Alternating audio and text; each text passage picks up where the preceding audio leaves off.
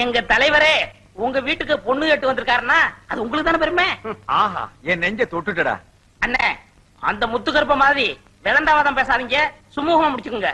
ஆமா, அங்க என்ன தகராறு நடந்தது? வீட்லயே தென்னை மரம் வளர்க்குறோம், இளநீ வேணும்னா காசு கொடுத்தா தானே கொடுக்குறோம். அது நியாயம் தானடா. அதே மாதிரி பொண்ணை வளர்க்குறோம், பொண்ணு வேணும்னா 5 பவுன் நகையும் 5000 ரூபாய் பணம் இருந்தா தான் பொண்ணை கொடுப்போம்னு சொல்லிட்டான். ஓஹோ, அப்படி ஒரு ரூட் இருக்குதோ?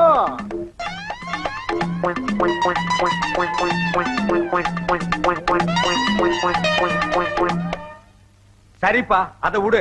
பாக்கு வெத்திலைய மாத்திக்கிறது. கொஞ்சம் பொறுங்க ஐயா, உனக்கு பொண்ணு தர எனக்கு இஷ்டம் இல்லை.